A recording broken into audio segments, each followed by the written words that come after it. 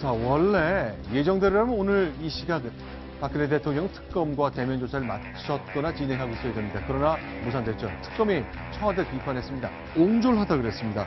글쎄 특검보 얘기를 좀 직접 들어보겠습니다. 왜 옹졸하다고 얘기하는 것인지 설명이 됐을까요? 들어보겠습니다. 특검은 합의된 내용을 외부로 유출한 사실이 없고 이를 공개할 이유도 없습니다.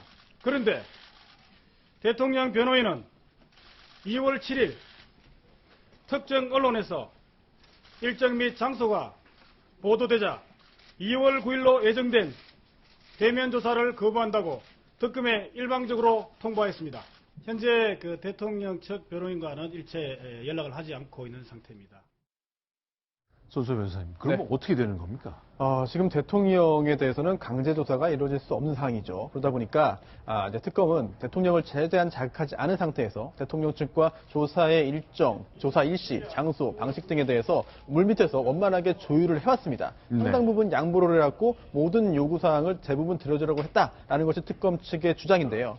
이처럼 대통령에 대한 대면 조사가 필요하고 굉장히 중요한 절차인데 만약 이루어지지 못할 경우에 그런 그 어려움이, 수사의 어려움이 있기 때문에 대통령 측을 배려하고 예우한 것으로 해석할 수 있겠습니다. 그런데 경위야 어떻든 그리고 일정이 누구로부터 유출됐는지 여부와 관계없이 대통령 측에서 일정이 유출된 것을 이제 이유로 대면 조사를 거부하고 있는데요. 여기에 대해서 특검이 다시 한번 대통령 측을 이제 그 부드럽게 이른바 달래면서 조사의 협조를 구한 것이 아니라 옹졸하다. 라는 굉장히 좀 감정 섞인 그런 그 발언을 내놓고 어느 정도 비판과 비난을 한 것을 볼 때 특검 측에서 대면 조사를 설령 못하는 한이 있더라도 여기서 끌려가지 않겠다. 더 이상 숙이는 모습 보여주지 않겠다라는 생각까지 결심한 것이 아닌가 그렇게 생각됩니다. 이렇게 가면요. 그러니까 그동안 이제 보도가 된 거는 청와대와 특검이 상의를 해서 몇 날 몇 시에 이제 청와대 내부에서 조사한 뒤 조사가 끝날 때까지는 우리가 조사했다는 거 언론에 공개하지 않기로 했었는데 그게 이제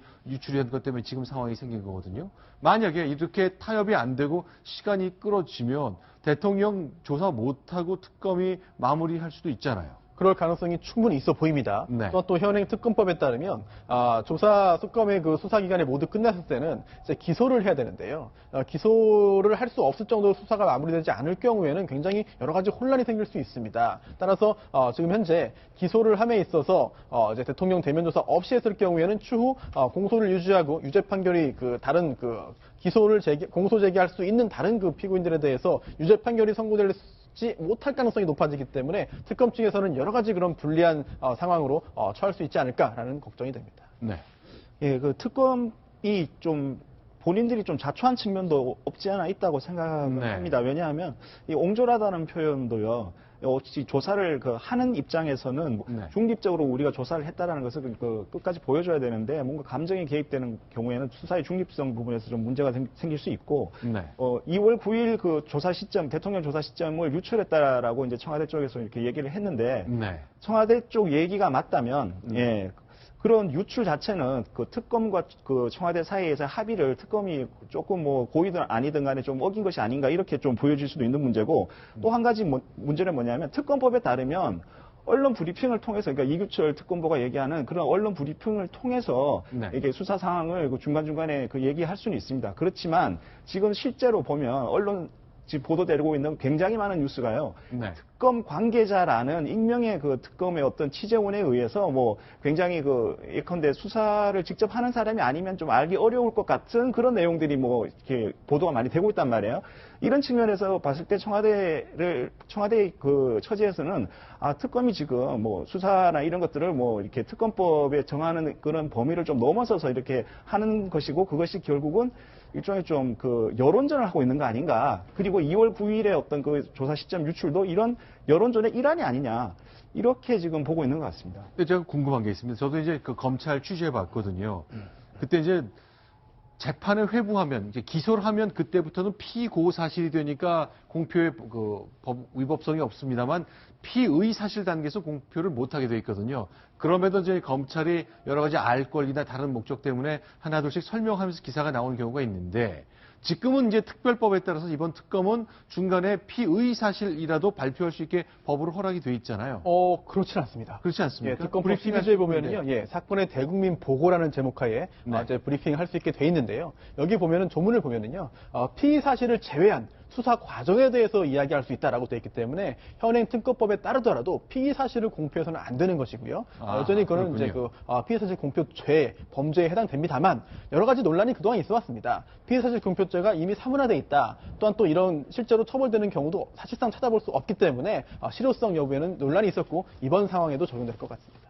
그러니까 이제 피의 사실은 여전히 발표를 할 수가 없고 수사 진행 상황을 이제 브리핑하면서 할 수 있다 이런 건데 결국 큰 틀에서는 지금처럼 설명을 하고 가령 뭐 청와대가 옹졸하다거나 아니면 이것저것 관련된 것은 이제 보이지 않는 상황에서 뭐 간접적으로 설명이 되고 하는 그런 구조로 이해를 해야 되겠네요. 예, 그렇습니다. 이제 피의사실 공표죄의 그 실효성, 유효성, 사문화되었는지 여부와 별개로 수사 과정을 설명함에 있어서는 사실 어느 정도 그 피의자의 피의 사실이 섞여서 들어갈 수밖에 없습니다. 따라서 수사 과정에 대한 설명, 국민의 알 권리 보장을 위해서 특별히 만들어진 이 사건의 대국민 보고 12조 조항의 취지를 충족하기 위해서는 어느 정도 피의자의 피의 사실이 설명될 수밖에 없는데 과연 그 경계선을 어디로 볼 것이냐, 과연 피의사실 공표죄를 이번 사건의 경우에 특검보의 어떤 브리핑에 적용할 수 있겠느냐 여부에 대해서는 뭐 보는 각도에 따라서 의견이 많이 다를 수 있을 것 같습니다. 자, 그럼요, 박소영 기자.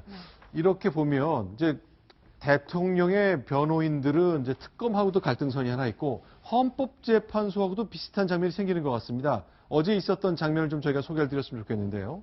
네, 지금 보시면 지금 이정미 권한대행이 재판이 지금 진행되고 있는 상황을 지금 설명을 한 건데요. 네. 자, 대통령 대리인 측에서 증의에 대해서 굉장히 많은 질문을 합니다. 네. 이것저것 뭐 월급은 얼마 받았냐, 뭐 네. 재단의 정관을 읽어봤냐, 뭐 이런 하나하나 별로 그런 질문들을 하니까 이정미 재판관이 효율적으로 질문을 해라. 네. 증인이 아는 걸 물어라라고 하면서 적극적으로 제재를 합니다. 그러면서 또 강일원 재판관 같은 경우에는 이 대리인 측에서 이 증인을 상대로 검찰에서 조사한 내용을 계속 읽으니까 아니 왜 수사 기록만 확인을 하냐라고 따지고 불필요한 질문이 많다라고 하면서 저 질문을 끌어버리고 이런 행위를 하고 있는 겁니다. 자, 강일원 재판관은 주심 재판관이고 이제 이정미 재판관은 헌법재판소장 권한대행이거든요. 그러니까 뭔가 좀 원만하게 빨리 진행이 안 되는 것과 관련해서 문제 제기하는 듯한 장면이 이어지고 있습니다.